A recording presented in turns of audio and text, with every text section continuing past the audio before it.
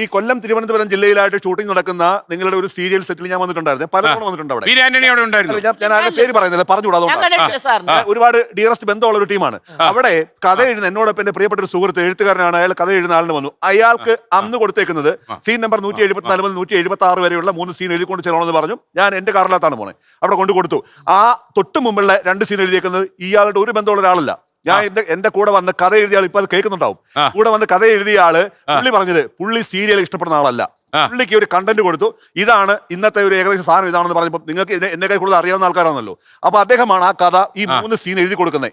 മുമ്പ് 2 എഴുതി വേറെ ആളാണ്. ഇതിന് ശേഷം ആ 2 എഴുതിയ ആൾ ഇതിന് ബാക്കി 3 എഴുതാൻ അദ്ദേഹത്തെ ഏർപ്പെടുത്തി വിട്ടു കഴിഞ്ഞു. ശേഷമുള്ളത് വീണ്ടും ഇദ്ദേഹം എഴുതണം.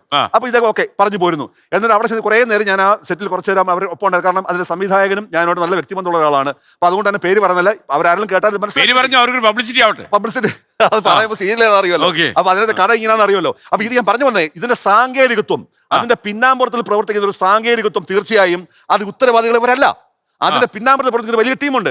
ഇവര് ഇത് ഞാൻ ഈ തോളയിട്ട് അഭിനയിക്കില്ല, ഞാൻ ഈ കമ്മലിടില്ല, മാറിടില്ല എന്ന് പറഞ്ഞാൽ ഇവർക്കുള്ള അവസരത്തിന് പകരം അടുത്ത ആൾ വരാൻ ക്യൂ നിൽക്കുകയാണ്. അടുക്കളയിൽ നിന്ന് നിൽക്കുന്ന ഞങ്ങളുടെ ഉപ്പും മുളകും എവിടെ കയറും? അരങ്ങത്തെ കയറും. മനസ്സിലായില്ലേ? അപ്പൊ ഇങ്ങനെ കയറാൻ ആൾ നിൽക്കുമ്പോൾ സ്വാഭാവികമായിട്ട് ആരായാലും സാറേ അനുസരിച്ച് പോകും. ഇതാണ് അടുക്കളയാ അടുക്കളയാ. അതായത് ഒരു കാര്യം മനസ്സിലാക്കണം, 323 എപ്പിസോഡ് നമ്പർ എന്നാ എന്റെ ഓർമ്മ. അതിൽ ബിജു സവാൻ അഭിനയിച്ചിട്ടില്ല. 5.5 കോടി മനുഷ്യരെ കണ്ടിട്ടുണ്ട്. കണ്ടിട്ടുണ്ട്. യൂട്യൂബിൽ പോയി നോക്കുക. ഞങ്ങൾ അടക്കം കാണുന്നവരാ, കണ്ടിട്ടുണ്ട്.